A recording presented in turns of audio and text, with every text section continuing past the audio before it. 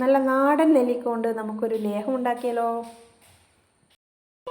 അതിനായി ആദ്യം നെല്ലിക്ക കുക്കറിലിട്ട് ഒരു 4 വിസിലടുപ്പിക്കുക. നെല്ലിക്ക നല്ലതുപോലെ വെന്ത് കിട്ടിയിട്ടുണ്ട്. ഇനി ഇതിൻ്റെ കുരു കളഞ്ഞ് നമുക്ക് ഒന്ന് അരച്ചെടുക്കാം. ഇനി ഇതിൽ ചേർക്കാനുള്ള ഈ സ്പൈസസ് ഒക്കെ ഒന്ന് പൊടിച്ചെടുക്കണം. ചൂടാക്കി പൊടിക്കണേ. ഇതിലേക്ക് ആവശ്യമായിട്ടുള്ളത് ചെറിയ ജീരകം, പെരിഞ്ജീരകം, ഏലക്കായ, പട്ട, പിന്നെ നമ്മുടെ ഗ്രാമ്പൂ. ഇനി ഈ കുരു കളഞ്ഞ നെല്ലിക്ക ഒന്ന് അരച്ചെടുക്കണം.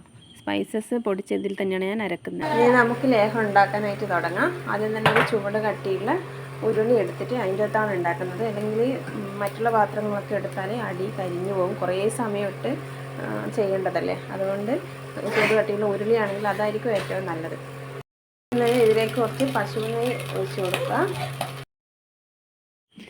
ആദ്യം നമ്മൾ ഈ ഉരുളിയിലേക്ക് പശുനെയ്യ് ഒഴിച്ചതിന് ശേഷം നമ്മൾ കുറച്ച് ശർക്കര എടുത്ത് ഉരുക്കി വെക്കണം. ആ ഉരുക്കി വെച്ച ശർക്കരപ്പാനി അരിച്ചിട്ട് ഉരുളിയിലേക്ക് ചേർക്കുക.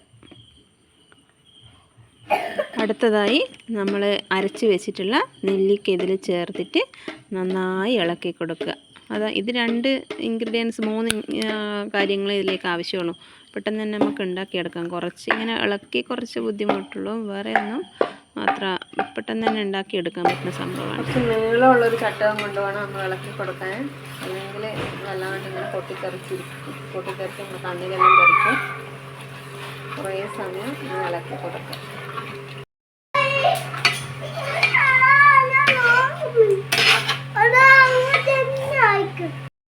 ഏകദേശം പകുതിയോളം ആയിട്ടുണ്ട്. ഇനി നമുക്ക് ഇതിൽ കുറച്ചുകൂടി നെയ്യ് ഒഴിച്ചു കൊടുക്കാം.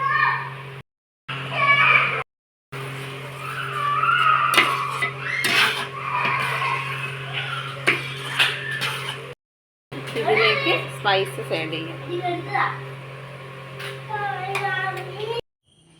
ഇത് നന്നായി ഇളക്കി കൊടുക്കുക. ഇത് ഈ ഉരുളിയിൽ നിന്ന് ഇങ്ങനെ വിട്ട് കിട്ടുന്ന ഒരു പരുവാവില്ലേ, ആ സമയത്താണ് ഇത് ഏകദേശം റെഡിയാവുന്നത്. അതുവരെ ഇതിങ്ങനെ തുടർന്നുകൊണ്ടിരിക്കുക, അല്ലെങ്കിൽ അടി കരിഞ്ഞു പോകും. നമ്മുടെ ടേസ്റ്റിയും ഹെൽത്തിയും ആയിട്ടുള്ള നെല്ലിക്ക ലേഹം ഇവിടെ തയ്യാറായിട്ടുണ്ട്. ഇനി ഇത് നമുക്ക് അടുപ്പത്ത് നിന്ന് ഇറക്കി വെക്കാം. ഇനി നമുക്ക് ഒരു ടൈറ്റായിട്ടുള്ള ഒരു ബോട്ടിലേക്ക് മാറ്റാം. ഇത് ഫ്രിഡ്ജിൽ വെക്കുകയാണെങ്കിൽ എത്ര നാൾ വേണമെങ്കിലും നമുക്ക് സൂക്ഷിച്ച് വെക്കാം. അല്ലാതെ പുറത്ത് ഒരു 7 ദിവസത്തിൽ കൂടുതൽ വെക്കാൻ പറ്റില്ല. അപ്പോൾ എല്ലാവരും നെല്ലിക്കൊക്കെ കിട്ടുകയാണെങ്കിൽ, ഇപ്പോൾ നെല്ലിക്കേൻ്റെ സീസണാണല്ലോ, കിട്ടുകയാണെങ്കിൽ ഇതൊന്ന് ട്രൈ ചെയ്ത് നോക്കണം കേട്ടോ. പിന്നെ വീഡിയോ ഒന്ന് ലൈക്ക് ചെയ്യാനും ഷെയർ ചെയ്യാനും മറക്കല്ലേ.